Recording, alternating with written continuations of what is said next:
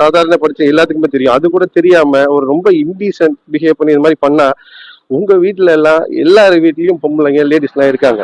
அது மாதிரி பண்ணியிருந்தா நீங்க எல்லாரும் சும்மா இருந்திருப்பீங்களா?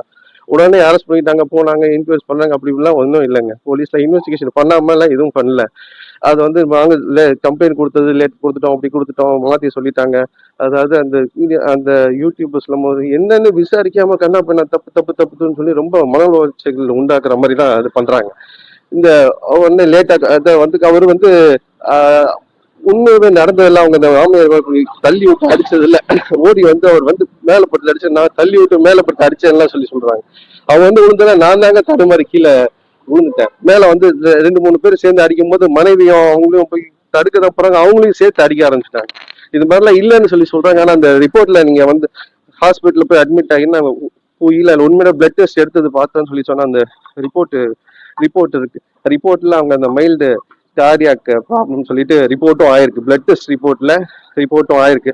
அந்த அந்த ரிப்போர்ட்டும் கொடுத்துருக்காங்க. இந்த இந்த சம்பவத்துல எங்க இந்த அபரேஷன்ஸ் அங்கங்க காயங்கள்னு சொல்லிட்டு நகைக்கீரல் மட்டும்தான் அவர் காமிக்கிறார் தவிர இது மாதிரி எனக்கு இந்த ஜால அந்த டிஸ்லோகேட் ப்ராப்ளம் ஆயிருக்கு. அதுக்கப்புறம் நெஞ்சில, வயிற்றுல, முதுகுல, கால்லங்கள்லாம் ரத்த காயங்கள் ஏற்பட்டிருக்கு. இது எல்லாமே வந்து ஹாஸ்பிட்டல் ரிப்போர்ட்லயும், அட்மிஷன் ரிப்போர்ட்லயும், போலீஸ் ரிப்போர்ட்லயும் ரொம்ப கிளியரா இருக்கு. வந்து போலீஸ் சரியா விசாரிக்கிற போலன்னுலாம் எல்லாம் வந்து எல்லாம் தப்பா சொல்றாங்க. ஆனா எனக்கு என்ன ஒரே ஒரு விஷயம் என்னன்னு சொல்லி சொன்னா, எப்படி நடு ரோட்ல ஒரு கார் பார்க்கிங் வண்டி எடுத்துட்டேன்னு சொல்லி சொன்னதுக்கு அப்புறமும் நீ என்ன பெரிய மேல சீக்கிரம் காரை ஏறான்னு சொல்லி பப்ளிக் சொன்னா சாரி பிரதர்னு சொல்லிட்டு இருந்தா, நான் வண்டி ஸ்டார்ட் பண்ணதுக்கு அப்புறம் ஒரு நடு ரோட்ல எப்படி ஒரு பொம்பளை சாரி ஒரு பெண்ணை போட்டு எப்படி இப்படி அடிப்பாங்க அப்படிங்கிறது வந்து ரொம்ப கொடூரமான செயலா இருக்கு. அந்த சிசிடிவி ஃபுட்டேஜ் மட்டும் கிடைச்சதுன்னா அது உங்களுக்கே எல்லாத்துக்கும் தெரியும். அது அந்த ஃபுட்டேஜ் நீங்க அந்த மீடியால பாத்தீங்கன்னா என்னன்னு எனக்கு தெரியல. அவன் எப்படியும் ஒரு வீடுனா இருந்தா வெளியில ஃபுட்டேஜ் அது மாதிரிலாம் கண்டிப்பா இருந்திருக்கும். நாங்க வந்து அடிக்கல, அவங்க தான் அடிச்சாங்க, எல்லாம் மாத்தி கீத்தி சொல்ற மாதிரி இருக்காங்க.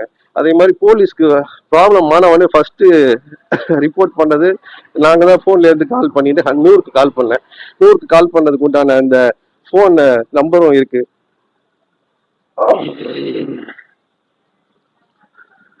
100க்கு கால் பண்ணது பாருங்க, 5:51 அந்த இன்சிடென்ட் அப்பயே கால் பண்ணியிருக்கோம்.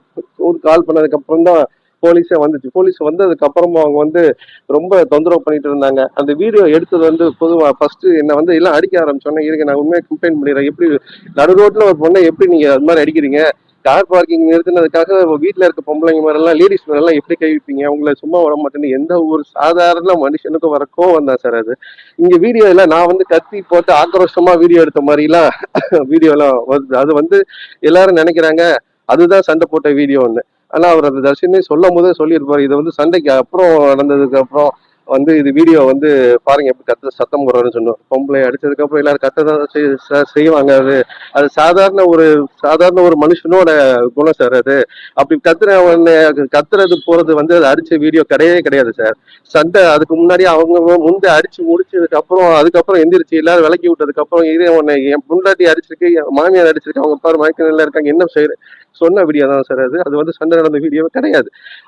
அந்த வீடியோ உண்மையான சிசிடிவி ஃபுட்டேஜ் உங்களுக்கு கிடைச்சதுன்னா கண்டிப்பா கிடைக்கும்னு நினைக்கிறேன். அதை நீங்க பார்த்துருப்பீங்களா என்னன்னு எனக்கு தெரியல, வந்திருக்கா என்னன்னு எனக்கு தெரியல. இது வரைக்கும் அந்த சிசிடிவி ஃபுட்டேஜ் மட்டும் ஏதோ வெளி வராம இருக்கு அப்படின்றது தான் ஏதோ சொல்லிட்டு இருக்காங்க. நாங்க ஏன் அது மாதிரி நடக்க அந்த ஒரு சிசிடிவி ஃபுட்டேஜ் இருந்தா யாரு ஃபர்ஸ்ட் வந்து பிரச்சனை பண்ணாங்க, யாரு வந்து அடிச்சாங்க, யாரு வந்து தள்ளி விட்டாங்க, யாரு வந்து பொண்ணு கிட்ட தப்பா பேசினாங்க, யாரு வந்து ஒரு பொண்ணோட கையை பிடிச்சி முறுக்குனாங்க, ஏன் அப்படி பண்ணாங்க, எத்தனை பேர் சேர்ந்து அடிச்சாங்க, அந்த சிசிடிவி ஃபுட்டேஜ் இருந்தா அந்த ஃபுட்டேஜ் பாத்தீங்கன்னா உங்களுக்கு கண்டிப்பா தெரியும் நினைக்கிறேன் சார். அந்த இது வந்து இது என்ன உண்மை நடந்தது என்னன்னு தெரியாம தயவு செஞ்சு வந்து விசாரிக்காம போகாம ஏதாவது இன்ஃபுளுன்ஸ் பண்ணி பண்றாங்க போறாங்கன்னு இல்லை சார்.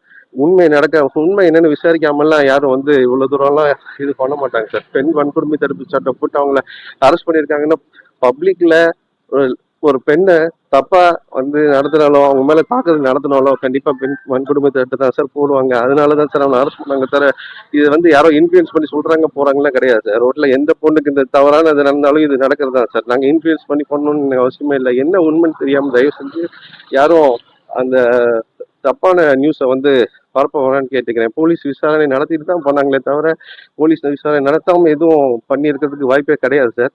நான் வந்து அந்த டாக்டர் ரிப்போர்ட் கூட அந்த இது எல்லாமே இருக்கு. அதை வந்து நம்ம போய் சொல்லி ஏமாத்தியோ அங்கே வந்து கார்டியாக் அரெஸ்ட் இல்லாம, அதாவது நெஞ்சு வலி இல்லை அப்படின்ற மாதிரிலாம் சொல்றாங்க. இது வந்து இதுக்கு அதுக்கு உண்டான ப்ரூஃப் எல்லாமே இருக்கு.